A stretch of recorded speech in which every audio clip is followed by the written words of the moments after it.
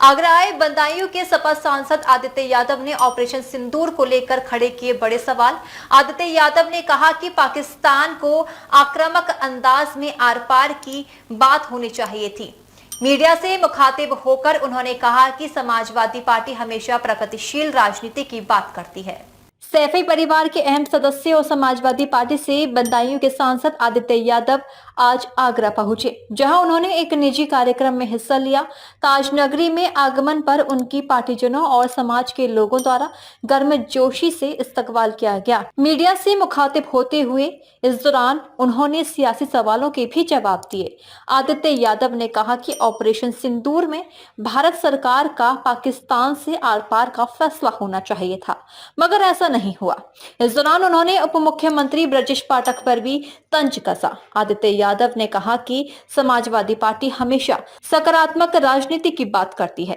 आज इस शादी के माहौल में हम लोग यहाँ पे सम्मिलित हुए और पार्टी की तरफ से, परिवार की तरफ से मां साहब को और उनके पूरे परिवार को बधाई देने का आज हम लोग यहाँ पे उपस्थित रहे।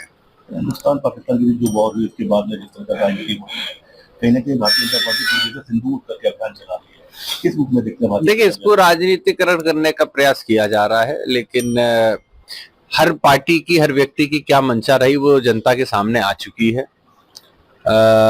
दुर्भाग्य ये है कि जिस चीज को हम लोग जड़ से खत्म कर सकते थे, जहां वाकई में सही मायने में अपने बेकसूर लोगों का, देशवासियों का जो खून बहा है, उनके खून का बदला लेने के लिए जो मौका दिया था, शायद उस पर कहीं ना कहीं खरे नहीं उतर पाई सरकार, और सरकार को आक्रामक रुख लेते हुए जवाब देने का प्रयास करना चाहिए था। भाजपा के डिप्टी सीएम ब्रजेश पाठक ने भी डीएनए को लेकर सवाल किया।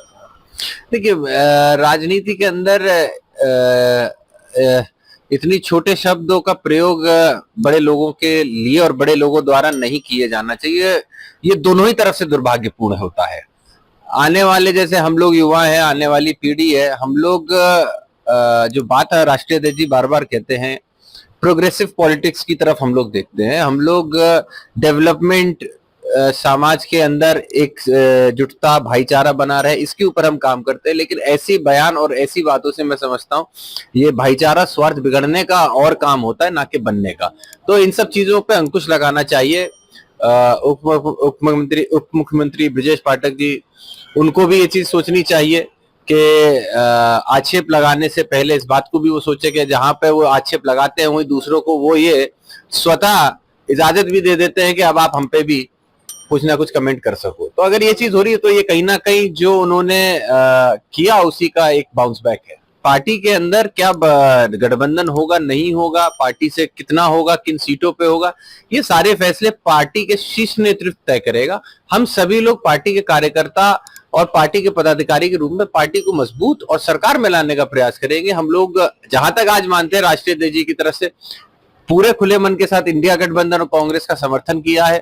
पूरा आपने देख लिया, प्रदेश भर में 2024 के चुनाव के बाद सबसे ज्यादा कहीं इंडिया गठबंधन की मजबूती रही, गूंज रही, तो वो आदरणीय अखिलेश यादव जी के जो प्रयासों द्वारा उत्तर प्रदेश में ही देखी गई।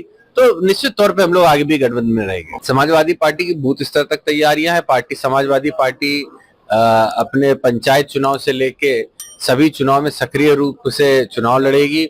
27 को लेकर के प्रभारी हम लोगों ने विधानसभाओं पे नियुक्त इसीलिए किए हैं कि सिर्फ विधानसभा ही नहीं बल्कि जो नीचे के चुनाव है उसमें भी सामंजस्य और समन्वय बन सके।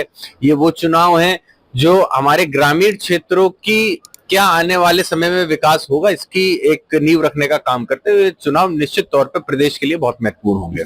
समाजवादी पार्टी का पक्ष स्पष्ट रखते हुए आदित्य यादव ने कहा कि कांग्रेस पार्टी को लेकर कोई मतभेद नहीं है, जबकि आने वाले समय में पार्टी को मजबूत करने की बात करते हुए उन्होंने कहा कि जिला पंचायत चुनाव में समाजवादी पार्टी का प्रदर्शन बेहतर होगा।